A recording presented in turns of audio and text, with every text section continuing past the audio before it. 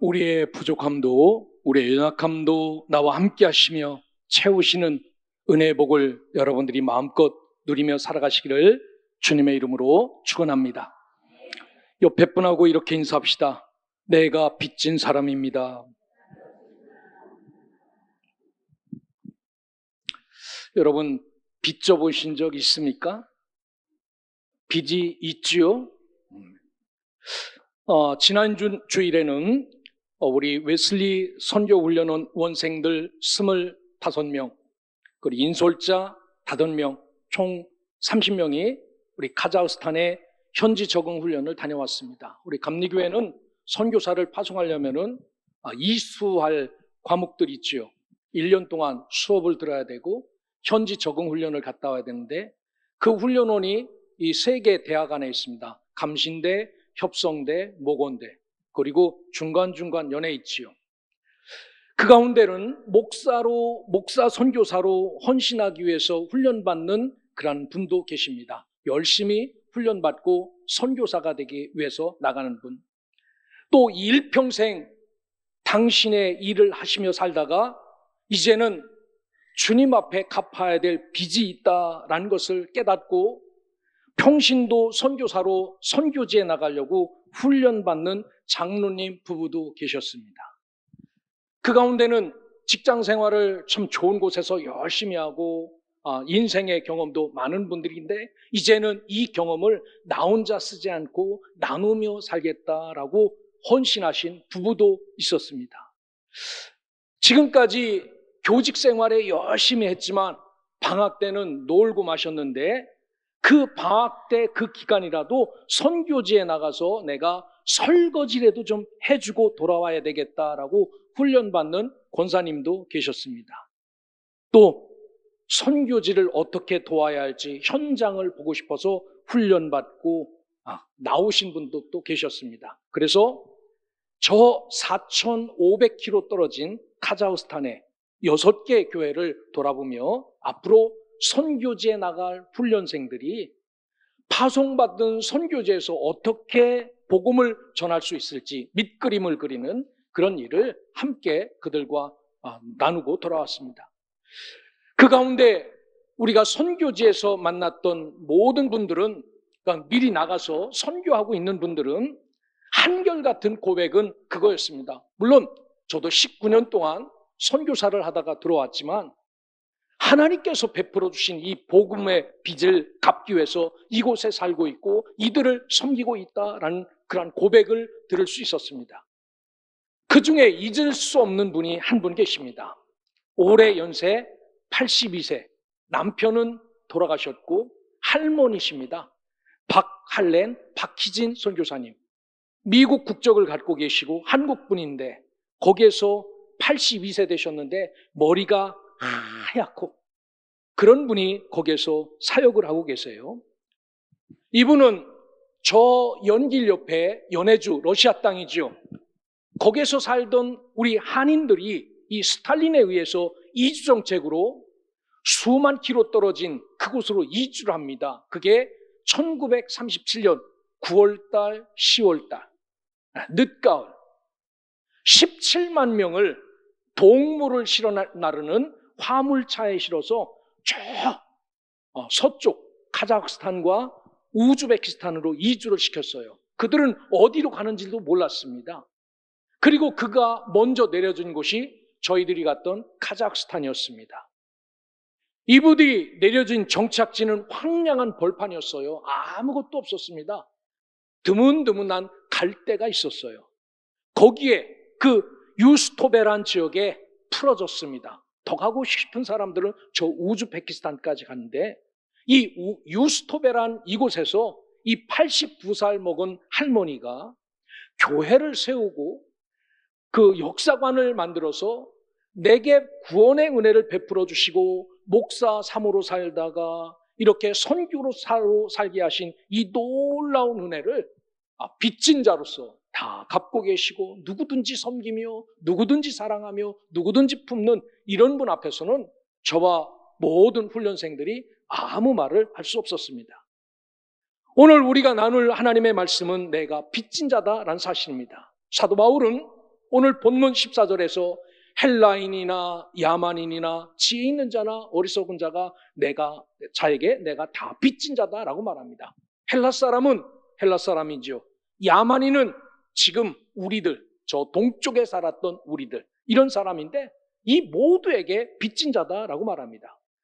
바울은 어떤 사람이었습니까? 이 바울이 없으면 신학이 세워지지 않는 위대한 사도였었죠. 다메섹 도상에서 부활하신 주님을 직접 만난 사람이며 신약 성경의 절반을 기록한 사람이 바로 사도 바울입니다. 여러분, 이런 사람이 내가 빚을 진 자입니다 라고 말합니다. 무엇을 빚졌으며 누구에게 빚을 졌다는 것입니까? 오늘 우리가 이 자리에 앉아 하나님의 말씀을 듣고 찬양하고 예배하며 살 수 있는 것은 누군가의 우리를 위해서 기도한 사람도 있고요, 우리를 위해서 헌신한 사람도 있고 우리를 위해서 희생한 사람도 있습니다. 말을 정말로 안 들었던 나를 코를 꿰서 이 자리에 앉혀놓고 예수 믿어야 산다, 한 번이 아니라 수없이 많은 간증 때문에 우리 모두가 이 복음에 서서 구원받은 자로 살아가고 있지요. 이 모두가 빚 위에 서 있다라는 겁니다. 바로 전철 정거장을 조금만 여기서 더 가면은 제물포항에 있습니다. 지금으로부터 141년 전 1885년 4월 5일 우리 아펜젤로 선교사와 언더우드 선교사가 이 복음을 가지고 이 땅에 들어와서 이렇게 은혜의 땅이 되었죠. 그분들의 기도에 보면 이런 기도가 나옵니다. 하나님, 풀 한 폭이 자라나지 못하는 이 땅, 어두움의 땅, 동토의 땅, 복음을 받아들일 마음이 눈꼽만큼도 없는 이 땅이 앞으로 은혜의 땅이 될 줄 믿습니다. 기도합니다. 여러분, 우리의 땅이 이들의 사랑 때문에 은혜의 땅이 되었지 않습니까? 그러기에 오늘 우리가 누구 때문에 복음을 받아들였는지, 그리고 이 복음을 받아들인 나는 어떤 빚을 갖고 있는지 잘 기억하시고 오늘 사도 바울의 이 말씀 통해서 여러분 답을 찾고 내가 어떤 삶을 살아야 될지를 분명히 깨닫고 돌아가는 복된 시간 되시기를 주의 이름으로 축원합니다. 사도 바울은 복음의 빚을 진 자는 복음을 전할 의무에서 자유로울 수 없다라고 말합니다. 나는 안 해도 되겠지, 나는 넉넉히 했지, 있을 수 없다는 겁니다. 계속해서 이 복음의 빚을 갚아야 된다라고 말합니다. 여러분, 빚진 자라는 말은 어떤 뜻이냐라면 채무자입니다. 누구에겐가 반드시 갚아야 될 의무를 갖고 있는 사람이에요. 누구에게 물질을 얻든지 돈을 꾸든지 물건을 가져온 사람은요, 반드시 그것을 돌려줘야 될 책임이 있어요. 기분 좋다고 돌려주고 기분 나쁘다고 안 돌려주고 예외 없습니다. 반드시 갚아야 하는 겁니다. 여러분, 살다가 보면 남의 돈을 빌려 쓰죠. 은행에 돈도 빌려 쓰고 하는데 안 갚으면 가만히 있습니까? 와서 다 뺏어요. 이처럼 채무자는 자기 마음에 든다고 안 든다고 관계없습니다. 반드시 갚아야 되는 겁니다. 사도 바울은 로마 사람들에게 돈을 빌린 적도 없습니다. 그들에게 신세를 진 적도 없지만 그는 너희들에게 내가 빚진 자로 살고 있다라고 말합니다. 즉 하나님으로부터 값없이 받은 구원의 복음, 그분이 내가 당신을 믿습니다라고 말할 때 계산하여서 얼마 내면 구원 줄게 그런 것 아니라 믿기만 하면 구원을 줬잖아요. 이 다메섹 도상에서 값없이 받은 그 은혜를 아직도 듣지 못한 저 헬라 사람이나 저 동방의 야만인이냐, 지혜 있는 자나 지혜 없는 어리석은 자에게 내가 전해야 될 나의 빚이다라고 느끼며 살았던 사람이 바로 사도 바울입니다. 이런 사람들이 흩어져서 복음을 전하고 이런 사람들이 복음을 들고 곳곳에 가서 녹아져서 우리가 은혜로 이 구원을 받고 은혜 받은 백성이 되고 구원받은 백성이 된 것, 이런 자들이 해야 될 일은 내가 받은 이 은혜를 반드시 흘려보내지 아니하면 빚을 떼어먹는 것과 똑같다라고 말씀합니다. 그렇기에 저와 여러분들은 이 구원의 은혜의 복음을 잘 흘려보내요. 빚을 갚는 이런 삶을 잘 살아내기를 주의 이름으로 축원합니다. 그래서 사도 바울은 15절에서 그러므로 나로서는 할 수 있는 대로 로마에 있는 너에게도 복음 전하기를 원하노라 라고 말합니다. 너에게 갚아야 될 빚이 있기에 내가 너희까지 찾아가서 너희에게 복음을 전한다 라고 말합니다. 여러분, 2000년이 지난 지금 로마를 가는 것은요, 저 비행기표 사가지고 가면은 얼마든지 갈 수 있습니다.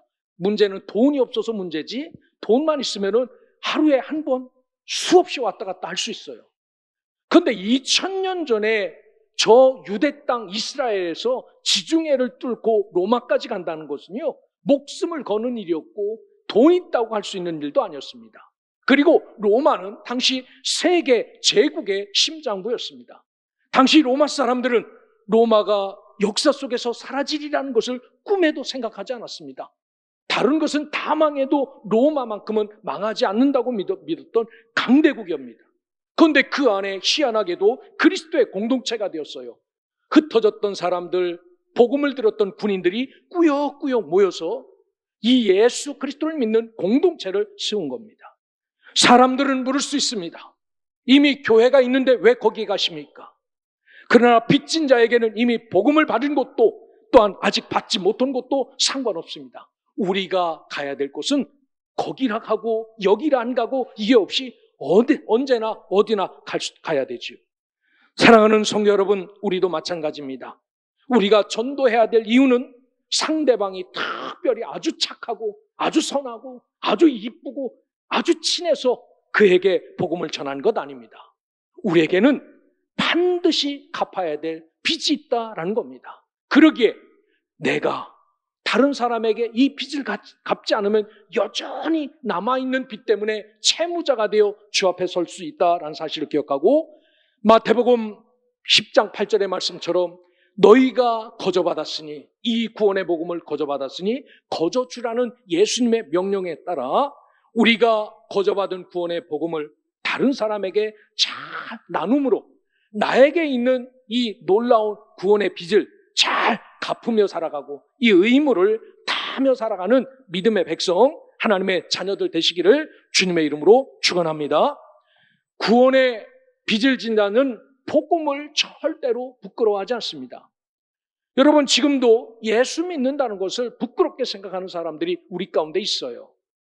그렇습니까? 안 그렇습니까? 그렇죠. 누구 앞에서 떳떳하게 기도도 하지 못하는 이 복음을 부끄럽게 생각하는 사람이 있어요. 근데 복음의 빚을 진 자는요, 절대로 복음을 부끄러워하지 않습니다. 사도 바울은 16절에 이렇게 말해요. 내가 복음을 부끄러워하지 아니하노니 라고 말합니다. 여러분이 이 부끄러워하다라는 원어는요, 어떤 의미냐면 단순히 창피하다라는 감정을 넘어서는 겁니다. 이것은 자신을 동일시하기를 거부하거나 회피하는 태도를 가르치는 강력한 표현이에요. 너 저 사람하고 똑같네 라고 하는 것을 되게 싫어하는 사람이 있지요. 그래도 나는 수준이 이만큼인데 왜 나를 평가할 때 저 사람하고 똑같다고 이야기하는가? 나는 저 사람과 전혀 관계 없는데. 여러분, 이게 여기서 말하는 부끄러워하다라고 말합니다. 왜? 나는 똑똑하고 나는 능력 있고 힘 있는데 왜 예수하고 비교하는가? 알지도 못하고 저놈이 누군지도 못하는데 이게 부끄러워하는 겁니다. 당시 로마는 십자가형을 가장 수치스러운 죽음의 형벌로 여겼습니다. 만약 여러분 집에 가정에 아들이나 부모나 형제 중에 누가 사람을 살인하고 저 감옥에 가서 사형 선고를 받아서 사형당한 사람이 있다면 여러분 당당하게 우리 집에는요 다른 집에 없는 이런 사람도 있습니다라고 떳떳하게 자랑하며 살겠습니까? 아닙니다.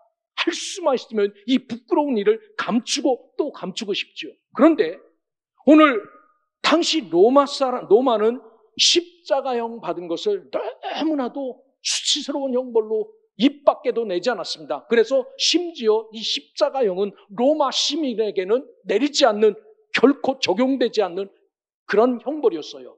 누가 이 형을 받았냐? 노예가 받고 극악한 범죄자에게만 적용되는 형벌이었습니다. 그런데 그리스도인들이 전하는 메시지의 중심은 십자가에 못 박혀 죽은 자가 구원자다라는 것이었습니다. 그들이 그렇게 부끄럽게 생각하는 저 나무 십자가에 달린 그 예수를 믿으면 구원받는다라는 것이었어요. 그래서 고린도전서 1장 23절에 보면은 사도 바울은 고린도 교회 교인들에게 말합니다. 이 십자가에 달려 죽어 살아나신 예수를 믿는 것은 헬라 사람들에게는 아주 미련한 것이다 라고 말합니다.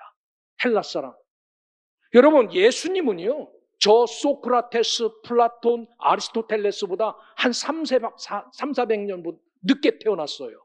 이미 예수님 태어나기 전에 저 유럽은요, 헬라 철학으로 가득 찼습니다. 요즘 우리가 그렇게 요즘 철학인 줄 알고 있는 이 철학을 그렇게 좋아하고 살아가는 그 철학이 예수님 태어나기 전에 이미 다 만들어졌어요. 거기에다가 십자가에 달린 예수를 믿으면 살아난다라는 이것을 꺼내놓는 것은요, 헬라 사람들이 보면 미련한 것이었어요. 이야, 혀를 찰 노릇이다. 어떻게 너는 앞뒤가 깡 맞겠냐? 우리는 좋아하지도 않는 십자가 형벌을 믿으면 구원받는다는 것, 이게 있을 수 있냐라고 미련한 것으로 여겼어요. 유대인들에게는 꺼리는 것이었습니다. 어떻게 십자가에 죽은 그런 사람이 우리의 구원자가 될 수 있는가? 우리의 구세주가 될 수 있는가? 하나님의 아들이 될 수 있는가? 있을 수 없다라고 말합니다.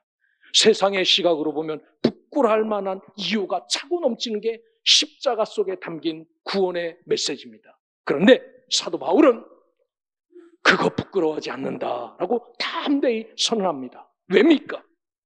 이어지는 구절에 그 이유가 나오는데 뭐라고 말하냐면, 이 복음은, 이 십자가에 담긴 이 복음은 믿는 자에게 구원을 주시는 하나님의 능력이기 때문에 부끄러워하지 않는다라고 말합니다. 여러분, 우리 사람을 바꿀 수 있습니까? 아무리 사랑해도 남편 성격 바꿀 수 없습니다. 아무리 사랑해도 부인 성격, 여러분 뱃속에 난 자식 성격 바꿀 수 없습니다. 그런데 나처럼 더럽고 지저분하고 정말 바뀌어지지 않는 이 성품을 구원이라는 은혜로 싹 바꿔놓으신 이 하나님의 은혜를 기억한다면요, 믿는 자에게 주신 하나님의 능력이 이 십자가에 들어있는 효능이다라는 것을 알면요, 이것을 부끄러워하지 않습니다. 나도 예수 믿고 이렇게 변했는데 저 사람도 예수 믿고 변할 수 있기에 부끄럼 없이 예수 믿고 이렇게 변하여 살라고 부끄럼 없이 꺼내놓을 수 있지요. 복음은요, 그저 좋은 도덕적 가르침이나 종교적 지식이 아닙니다. 복음은 죽은 자를 살리고 어두움을 부수며 삶을 통째로 바꾸는 핵심적인 폭발적인 능력이 여기에 담겨 있기에 누구든지 바꿀 수 있는 힘이 여기에 있어요. 그래서 우리는 부끄러움 없이 이 복음을 꺼내내야 됩니다. 여기 복음에 빚진 자는 자신의 진 빚의 효과가 얼마나 위대한지 사도 바울은 잘 알기에 전혀 부끄러워하지 않고 오히려 자랑하며 산다라고 말하죠. 왜? 사도 바울은 알았어요. 자기 같은 율법주의자가 복음주의자로 바뀐 것은 하나님의 은혜, 이 복음의 효과, 십자가의 효과라는 사실을 알았기 때문에 이게 얼마나 위대한지를 알았기에 절대로 부끄럽지 않다라고 말합니다. 여러분, 그렇습니다. 세상의 기준으로 보면 예수 믿는 것, 교회를 다니고 주님의 제자가 되어 살아가는 것, 세상 사람들은요, 미련한 짓이고 부끄러운 짓이지만 내가 맛본 이 신앙과 구원의 은혜를 깨닫는 사람은 부끄럽지 않습니다. 왜 부끄럽습니까? 좋으신 하나님의 은혜를 가지고 믿음의 길을 걸어가는데, 여러분, 오늘 우리에게도 이러한 기쁨이 차고 넘치기를 주의 이름으로 축원합니다. 복음의 능력의 은혜를 체험하지 않으면 여전히 이 복음은 부끄러운 것이지만 이 복음의 능력을 체험하면요, 부끄럽지 않습니다. 여러분, 이 땅에서 우리나라 말로 복음을 전하는 것도 참 힘든데 남의 나라에 가서 남의 나라의 말을 배워서 남의 나라 땅의 사람들을 복음화시킨 것은 참 한도 끝도 없죠. 힘들죠. 이 박헬렌, 이 할머니는 그러더라고요. 자기는 미국 시민권자니까 미국에서 남편을 따라 러시아로 선교사 부인이 돼서 왔다는 겁니다. 남편이 러시아에서 복음 전하다 너무나도 얻어맞고 수술을 몇 번 하고 하다가 회복되지 못하고 돌아가셔서 했는데 고집이 생겼대요. 남편은 죽었지만 남편 대신 내가 좀 하면 안 될까라고 해서 남편 대신 복음을 전하게 했는데 그분이 그러더라고요. 내가 나이가 많이 들어서 이 러시아 말이 너무 힘들어서 러시아 말을 잘 못하는데 한국 사람들이 와서 한국말을 하게 되면 내 입이 너무 기쁘고 즐겁다고. 여러분, 남의 나라 말 배워서 복음을 전하는 거 쉽지 않습니다. 그렇게 하는 이유가 다른 것 아니에요. 이 복음 안에는 우리 인간이 상상할 수 없는 놀라운 하나님의 은혜가 들었고 이것을 경험했기에 이것을 나누지 않으면 안 되기에 부끄럼 없이 가서 당당하게 예수가 그리스도십니다 라고 말합니다. 맞으면서도 이 고백을 하고요. 죽으면서도 이 고백을 하고 자기가 가지고 있는 모든 것을 다 쓰면서도 이런 고백을 하는 것이 복음의 빚진 자의 삶이에요. 오늘 우리에게도 이 복음의 효과를 분명히 믿는다면 여러분 어떤 상황에서도 부끄럼 없이 이 구원의 은혜를 주시는 이 복음을 낱낱이 꺼내 나눠줄 수 있는 믿음의 사람으로 살아가시기를 주님의 이름으로 축원합니다. 마지막으로 빚진 자는 믿음으로 의롭다함을 얻어 믿음으로 살아가는 삶이다 라고 분명히 이야기해요. 한 번 믿었어. 교회 한 번 딱 나왔어. 그리고 죽었는데 이 사람은 예수를 믿고 죽었기 때문에 천국 갈 겁니다. 여러분 그렇게 장담할 수 없어요. 오늘 성경은 분명하게 말합니다. 믿음으로 의롭다 되었지만 믿음으로 살아내야 그분이 하나님의 자녀가 된다라고 말합니다. 우리가 나누고 있는 오늘 본문 17절은요. 로마서 전체를 대변하는 핵심적인 말씀이에요. 모든 종교개혁자들은요. 이 말 한마디에 꽂혀서 종교가 구교, 캐톨릭은 썩었다라고 개혁교회를 만든 원동력이 바로 이 17절의 말씀입니다. 복음에는 하나님의 의가 나타나서 믿음으로 믿음에 이르게 하나니 기록된 바 오직 의인은 믿음으로 말미암아 살리라 함과 같으니라 라고 말합니다. 그렇습니다.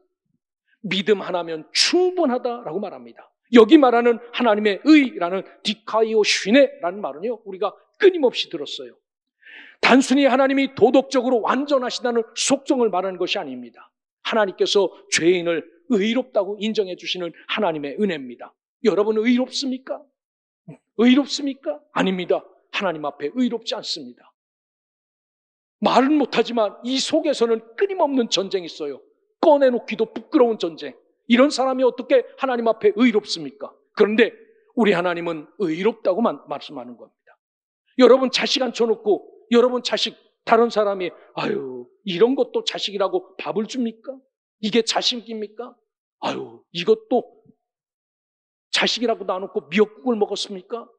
여러분의 자식을 이렇게 평가할 때 열이 납니까? 안 납니까? 열이 나지요. 왜 내 자식을 당신이 평가하냐고. 내가 나서 내가 키우는데. 이게 눈먼 하나님의 사랑입니다. 오늘 하나님은 더럽고 연약하고 부족하지만 나를 붙잡고 너는 내 눈에 의로운 사람이야 라고 말합니다. 얼마나 하나님의 은혜가 갸륵하고 큰 겁니다. 그래서 이렇게 죄인을 붙잡고 너는 지금부터 나를 믿으니 의롭다라고 이렇게 인정해 주신 것, 이것이 하나님의 의입니다. 이런 사람은 어떻게 살아야 되는가? 믿음으로 믿음에 이르게 하는 이 삶을 살아야 된다라고 말합니다. 이 이야기는 믿음으로 시작해서 믿음으로 완성되는 구원의 전 과정을 뜻합니다. 우리는 처음 믿음으로 구원받았을 뿐만 아니라 이후의 신앙생활도 오직 믿음으로 살아가야 된다라는 그런 말입니다. 한 번 믿어서 끝, 나 구원받았으니까 막 나가다가 다시 죽을 때쯤 들어와서 다시 믿을게. 아닙니다. 믿음으로 믿음에 이른다라는 말은 우리가 구원도 믿음으로 받았지만 그 받은 구원의 은혜 속에서 믿음으로 하루하루를 엮어나가야 주님 앞에 설 수 있다라는 그런 말씀입니다. 그래서 바울은 이 진리를 구약성경 하박국 2장 4절을 인용하죠. 오직 의인은 믿음으로 말미암아 살리라 함과 같다라고 말합니다. 이게 종교개혁자들의 심령을 뒤흔든 개혁의 불씨가 되었어요. 저 중세기 때 여러분 구원을 받는다고 표를 팔고 헌금을 해야 성전을 지어야 천국 간다고 막 그렇게 떠들던 그런 사람 앞에 진짜는 믿음 하나 갖고 구원받는 겁니다. 믿는 자가 하나님의 사랑과 은혜에 감격하여 드리는 것이 감사인 겁니다 라고 가르쳤죠. 여러분, 오늘 우리도 빚진 자로서 우리가 감당해야 될 사명은 바로 이것입니다. 오늘 우리도 하나님으로부터 의롭다라고 인정받은 자기에 이 인정받은 우리가 하루하루 믿음으로 살아내야 되지요. 오늘 우리가 세상으로부터 가장 평가받고 교회가 교회답지 않다라고 말하는 이유가 뭡니까? 교회 다니는 사람이에요. 믿는 사람입니다. 그런데 그 삶이 세상 사람들보다 기준 이하기 때문에 우리를 욕하고 우리를 판단하는 것 아닙니까? 그러기에 오늘 우리는 자신이 먼저 믿음으로 사는 의인의 삶을 살아내야 되는 겁니다. 복음을 입으로만 전하는 것이 아니라 우리의 삶 자체가 믿음으로 사는 증거가 돼야 되죠. 잘 사셔야 됩니다. 예수 믿는 자답게, 말씀 붙잡고 사는 자답게, 이게 믿음에서 믿음으로라는 그런 말씀입니다. 초기 한국교회 성도들이 존경받았던 이유는 그들은 예수로만, 말로만 예수를 전하는 것이 아닙니다. 그들은 예수 믿고 나서 그렇게 좋아하던 술도 끊고 담배도 끊고 여러 명의 첩을 듣고 살았던 사람들이 첩을 다 내보내고 오직 한 부인을 갖고 많은 노비를 데리고 살았는데 그 노비들을 존중해서 노비 문서를 다 불태우면서 이제 너도 나처럼 예수 믿고 사람답게 잘 살라고 노비 문서를 다 태워버렸습니다. 그리고 자녀를 교육시키고 삶으로 복음을 살아냈습니다. 그 노비들이 나가서 다른 노비를 얻어서 살았을까요? 주인이 노비 문서를 다 태우며 너는 이제부터 자유자야. 예수 잘 믿고 복음으로 살아라 라고 말할 때 그 노비는 나와서 어떤 삶을 살았을까요? 아마 주인보다도 더 훌륭한 삶을 살았겠죠. 그래서 우리의 땅이 은혜의 땅이 되지 않았습니까? 140년 만에 세계 많은 선교사를 파송하고 곳곳에 세상 사람들은 요게도 십자가가 있게 만들지 않았습니까? 이게 뭡니까? 말뿐만 아니라 그 말로 고백한 그런 모습을 삶으로 살아냈기에 이런 삶을 살았다라는 사실을 기억하고 오늘 믿음은 선포하는 것과 플러스 동시에 그렇게 살아내는 삶이 있을 때 믿음이 효과가 있음을 기억하고 오늘 빚을 갚는 심정으로 말씀대로 잘 살아가는 주의 자녀들 되시기를 주의 이름으로 축원합니다. 이제 말씀을 마칩니다. 오늘 우리는 사도 바울의 고백을 통해 빚을 진 자의 세 가지 모습을 봤습니다. 오늘 복음의 빚을 진 자는 복음을 전할 의무에 대해서 피할 수 없다라는 겁니다. 누구든지 이 자리에 앉아 계셔서 내가 예수를 믿습니다 라고 말하는 사람은요, 이 복음을 전한 것에서 제외되고 너는 아니야 라는 것에 있을 수 없다는 겁니다. 여러분 돌아보십시오. 여러분 가정 가운데 아직도 예수 믿지 않는 남편도 있고 부인도 있고 자녀도 있고 친척도 있고 이웃도 있지 않습니까? 이런 사람이 여러분의 옆에 있는데도 말 한마디 못하고 살아가는 것은 아직 복음을 믿지 않는 자고 예수를 믿지 않는 자입니다. 복음을 진정으로 믿는 사람은 절대로 이 복음을 부끄러워하지 않습니다. 왜? 이 복음이 나에게 죽음에서 건져준 생명의 양식이라는 것을 내가 알았기에 다른 사람도 믿으면 이렇게 된다는 것을 알기에 왜 부끄럽습니까? 그러기에 부끄럽지 않다는 것을 기억하고 거기서 끝나는 것이 아니라 믿은 이 믿음의 삶을 믿음으로 끝까지 이어나가 주님 앞에 설 때까지 여러분의 말과 행동이 일치되는 이 삶을 잘 살아와 하나님께서 주신 이 빚을 잘 갚으며 살아가 주님 앞에 섰을 때 너 무엇 갖고 왔느냐라고 말할 때 여러분 그 나라에 우리가 돈 갖고 갈 수 있습니까?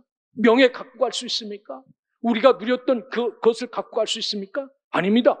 그것은 갖고 갈 수 없지만 구원받은 영혼, 살아난 영혼은 붙잡고 그 나라에 갈 수 있다라는 사실을 기억하고 오늘 세상 끝날까지 우리에게 맡겨진 나도 빚을 진 자구나 라는 사실을 기억하고 이 빚을 잘 갚으며 살아가는 참된 성도, 이 시대 하나님을 가장 기쁘시게 하는 믿음의 자녀가 되어 영원히 주님 오시는 그날까지 빚을 갚으며 살아가는 참된 성도가 되시기를 주님의 이름으로 축원합니다.